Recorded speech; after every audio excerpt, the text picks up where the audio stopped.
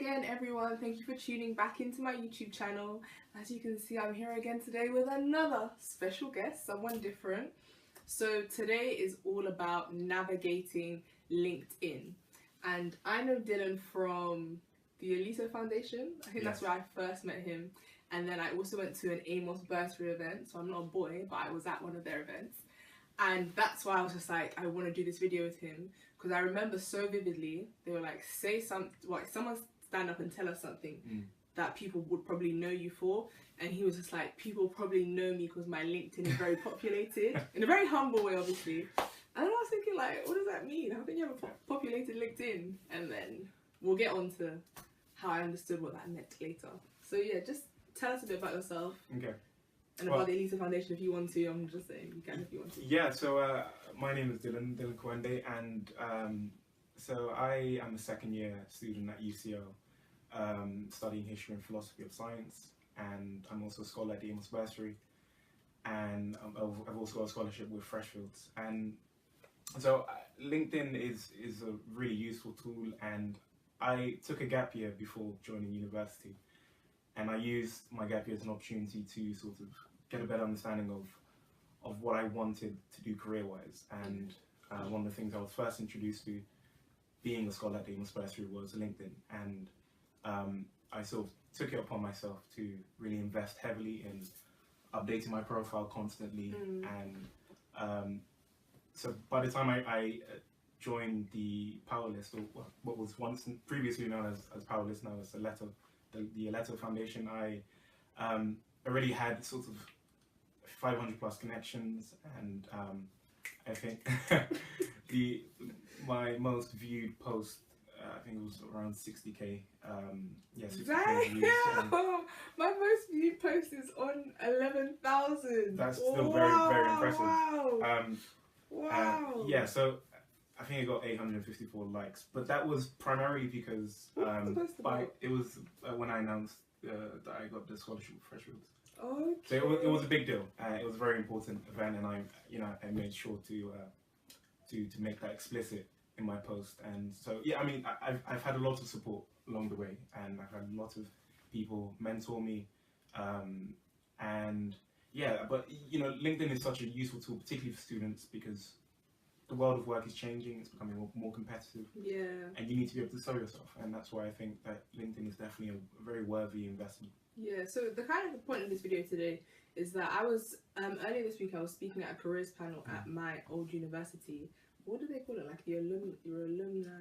I don't know. Yeah, the alumni network, I think. Yeah, something like that. So I was speaking at a career panel there, and I was just like, as much as people are always focusing on not having like embarrassing pictures on their Facebook and blah blah because employees will see it, you also need to make sure that they're also seeing good things as well. Absolutely. They can't just Google you and nothing comes up.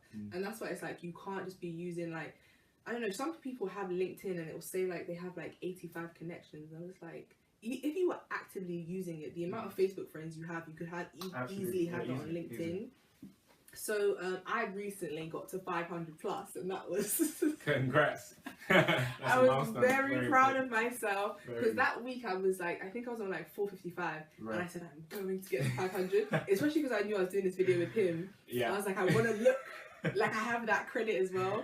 So like I was just like making sure, but it was all authentic. I wasn't just like adding people. I was actually going to a lot of events, and then I was adding people on LinkedIn. So it just happened very organically. And now I'm just like, yeah, now because I'm not as desperate, I'm at that stage where I'm like, do I actually know you? Why have you done me? Yeah, I think that's a very crucial point that we will touch on later. I mean, I think to begin with, there should be more emphasis on quality as opposed to quantity. So starting small, focusing on creating connections with peers in your class and professors if you're at university, and so on. But I'll explore on that a bit later so on. like feel free, like start with your points, because okay. Dylan's come prepared with a list, people. Wants you to know how to use LinkedIn. Yes. So I've got a list of 7 things, and I'll try to be as concise as I can. The first thing I'll talk about is your profile photo, because that's, for many recruiters, it's going to be the first thing that they see. And I find it very strange that loads of students don't have a profile photo, and if they do have a profile photo, it's not professional. I think that there's an impression among university students that LinkedIn is sort of like Facebook and Instagram and Snapchat, but it just has a lot more old people on it. But that just isn't the case. It's a tool used by recruiters, and so don't treat it like another social network. It's meant to be professional. So I think having a professional photo is essential. I mean, as a guy, what that means is, being wearing a suit. You don't necessarily have to wear a tie. You can be open neck, but just keeping it professional. Because I've seen some profile photos where, particularly girls, I'm not even being sexist or no, but I've seen profile photos of girls like posing like they would if like it was Snapchat, and I'm thinking it's just not appropriate. Yeah. It's not. Guys who look like they're in a party. I mean, it can apply to both channels, but I just think that it's important to know your audience, and so keeping your profile 100%. photo professional. The second thing I'll talk about is your headline. I think that some people make a mistake of making the headline too complicated, and I don't think that's really necessary. It's important just to address the most pertinent or the most important aspects of your current where you are currently. So yeah, and what makes you stand out? Exactly. Yeah. So my headline currently is Freshfield Stephen Lawrence Scholar at Amos Bursary, and chairman of Lunar Society. So these are. I do what you're saying. You have three key things. It's like concise, to the point. These are the most important. Exactly. Yeah. The things that make me stand out the most. Exactly. Yeah. So I think the headline, keep it punchy, keep it simple, but don't be afraid to be a bit showy, because that's what LinkedIn is about. Yeah, definitely. That was what I was literally about to say. Have a headline. Yeah. And don't just. I know so many people, and I'll be like, sell yourself. Like, tell me something interesting about yourself. You need to know how to. When I was at the WCAN conference, the way they put it is like, you need to know how to finesse things. Like, you could have. What's the example they gave? The example of if you were doing maybe like retail and you were in charge of like cleaning the store, but you say that you were in charge of maintaining store standards to fit blah blah blah like criteria, like literally making it sound like, oh, like what did you do? So even if it's just the degree that you're doing, like you need to have a headline and it needs to stand out, people. Absolutely. So the third thing I'll talk about is your summary. So your summary is, and it should be an extension of your headline, I think, and you should focus on the things that you're passionate about, the things, your sort of, the best assets that you could bring to a potential employer. So my summary includes my proudest achievements and some of my future ambitions. And it should be living and breathing, your LinkedIn profile. You've probably heard the same thing about your CV. It's not something that's static, and whenever you make new accomplishments, I think you should update them on your LinkedIn. And but yeah, your summary should really summarize what it is that you could potentially bring to an employer. Yes. So the fourth point is your work experience / volunteering experience. I think just like your CV, you should include your responsibilities and your achievements. But because it's LinkedIn, you have the benefit of not being constrained by the sort of physical space that you'd find on a CV is static. Yeah, so sometimes they're like one page, two exactly, page. and all It's that. always very. Whereas LinkedIn is digital, so you have more space to talk about yourself. But equally, be concise. So I do recommend bullet pointing your achievements and responsibilities, and like you were saying earlier, like really endorse yourself, really embellish it. I mean, because sometimes we don't realize just how critical some of the skills that we gain from seemingly menial jobs. So I've worked as a waiter, High Society.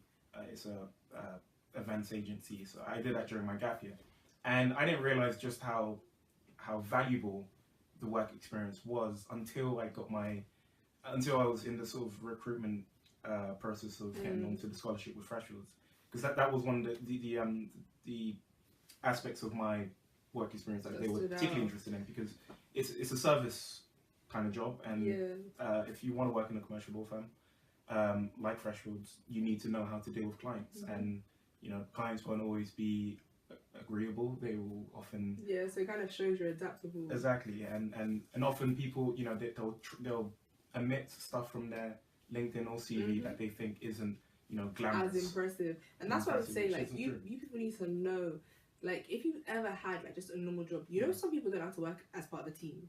Like, it's not a joke, they have no team working skills. So you think, oh, it's pointless of me just to add, or like I was in like the netball team. The fact that you went to training every week, played with a team weekly, like they're actual things that you shouldn't leave out, because some people just don't know how to work as part of the team. It's not a joke.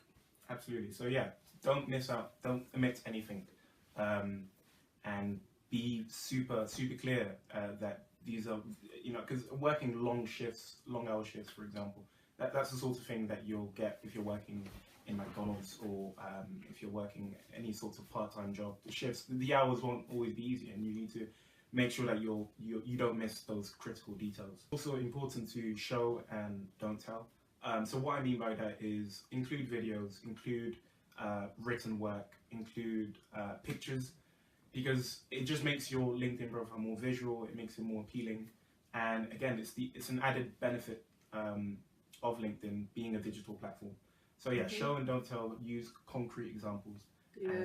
Stuff, share stuff, things that you're interested in. So people, like, you're actually creating a personal brand, and you have to create a personal brand. As much as, so I've been to a lot of events recently where they're saying like, it's important to have your own personal website. So it's like, if you're not at that personal website stage yet, use LinkedIn as your personal website. Make sure that everything that's on there is reflecting the kind of person you are and the kind of job that you want. Because like, at the end of the day, when employers literally are looking around, people get offered jobs on LinkedIn, or like go through routes to get jobs via LinkedIn rather than the traditional routes. So you should definitely like just make it you, and it doesn't have to, like I said, you don't have to use it like you use Facebook, but definitely the kind of career that you want to attract, start doing that through LinkedIn. The stuff that you're interacting with, so people can see you like this, you like that, the kind of posts that have now come up on your feed as associated with you. Just make sure you're continuously thinking about your personal brand, basically. Yeah, just to add to that point, I think if you look at the stats, 9 in 10 companies use LinkedIn as a way to recruit new grads and students. People. And over 1.5 million jobs are advertised for students on LinkedIn. So the stats are there. Clearly, LinkedIn is an important tool, a crucial tool, and it's becoming increasingly so, more so. And that's why I did this video. Exactly, I got your back. My fifth point is on courses and languages. So these are some sections that people tend to neglect, and I don't think that's the way to go about it. So I think when it comes to extra qualifications that you've acquired over the years, make sure to include them. You don't have to include every single grade you've ever achieved, but you know, if you're proud of a particular qualification that you got, perhaps your current what you're currently predicted. If it's a first, if it's a high 2-1, make sure to include that, because it's just another way of standing out from the crowd. Definitely. And I would say, especially for that, if it's courses that you have paid for and you now haven't put them on, you need to get your return on investment.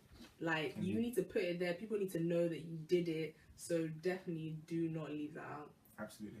My sixth point is about content and following other figures, perhaps in government, companies, universities, because what this does is it gives a better impression of you. It shows that you have a variety of interests, and it's also a great way of keeping up with industry.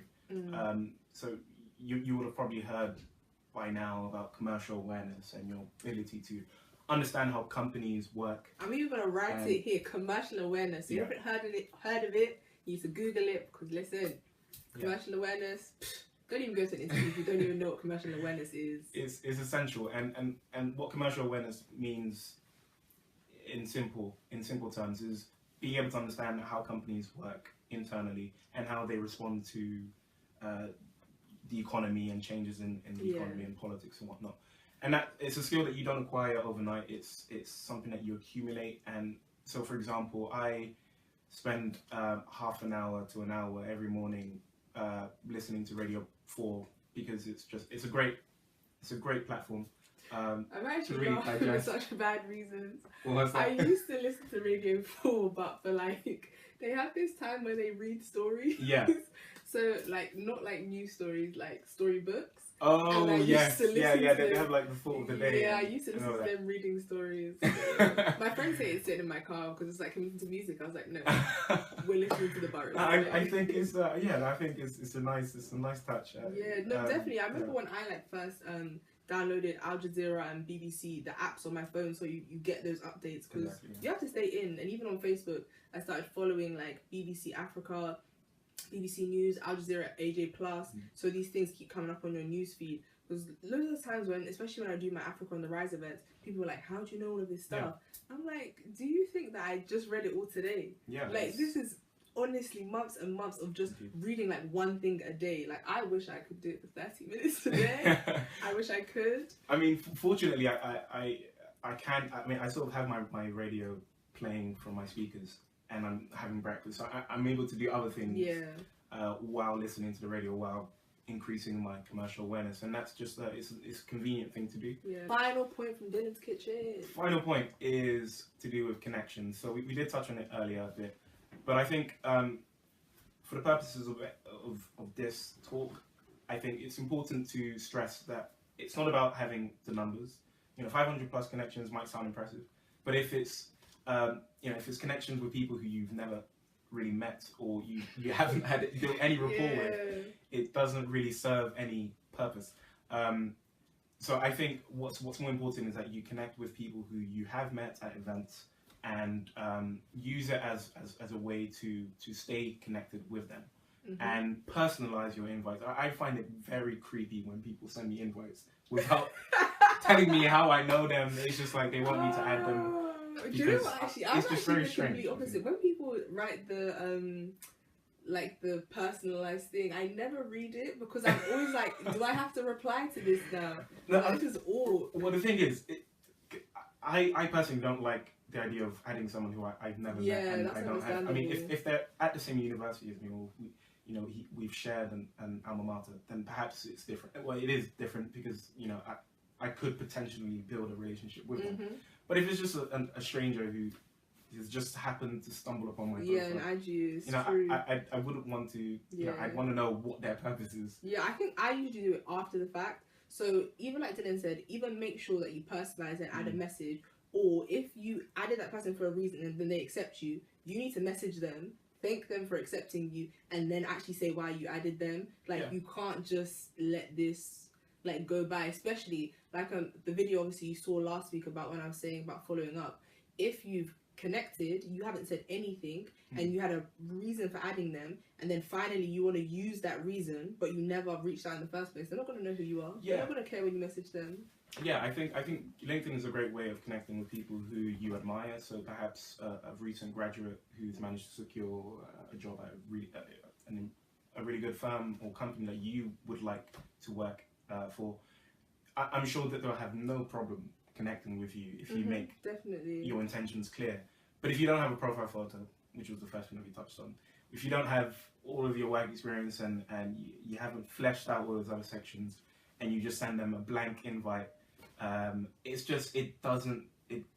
looks creepy. It looks quite weird. And I know this because it's happened to me, and that's the reaction that I had. And I would definitely say that I have stalked a bunch of people on LinkedIn, like a bunch of people. And there's nothing worse when they're looking through their mutual connections and they're like, oh, how do you know this person? You're like, I don't know that person. Like, so just try, because I think I've got like 5, maybe like 6 people's phone numbers from LinkedIn just by reaching out to them. But I'm just blessed enough that they see our mutual connections, and it was like these people I do know, and they're like, okay, this is someone I should actually accept because the mutual connections we have, like they're quite, I guess, like high profile people, so they'll accept me, and straight away I'll reach out. Like I said, you just can't stay like low key and be like, I don't want to say anything just in case, because by the time you do want to say something, too little too late, honey. They'll be on like 2,000 connections and they won't even remember the day that they accepted your request. So make sure you get in there ASAP. Are there any like final words of wisdom that you have for our young people navigating LinkedIn? I think it becomes quite fun having a LinkedIn profile once you've taken all these steps, and you'll see the return pretty soon. And I think that's, yeah, it can be quite gratifying, it can be quite rewarding. But yeah, don't see it as a chore, see it as a real investment that will have concrete and real benefits. Yeah, so do you know what, if you're going to add Dylan on LinkedIn, remember to send a personalized message if you have any questions for him, like, I don't know, like, yeah, I mean, look, I'm a second year student. I'm not like a you professional just myself. Don't have time. No, absolutely not. But I don't want to give the impression that I'm, I've made it. No, we're all on this same journey. Yeah, and, but that's why. Like, once one person takes their foot up the ladder a bit, and then they're a better connection than someone who has succeeded past, and they forget the struggle that they went through to get where they were. Yeah, I'm more than happy to help. So, like, I've added his name here, and then you can see his LinkedIn URL in the description box. And next week, my favorite video, not that this hasn't been fun and all my other videos haven't been fun, but I get to film with all of my best girlfriends, and I'm gonna just talk to you about the sisterhood. So thank you again. I guess I'm not invited. I'm really sorry. That's but guys, I actually brought you a boy today, because last week me and Sarah were attending. Yeah, last week me and Sarah were telling the girls all the tips. So yeah, like, you have a man here today. So boys, you've heard about your profile pictures. Heard it first hand from him, and girls as well. You've actually heard about your profile pictures. So be cautious. And so thank you again for coming to the channel. And please get your tickets for Africa on the Rise. We literally do not have that many tickets left, so make sure you get them as soon as possible. And I will see you next week for the next video, and I will also see you on the 7th of December at Africa on the Rise Mental Health. Thank you. Bye. Bye.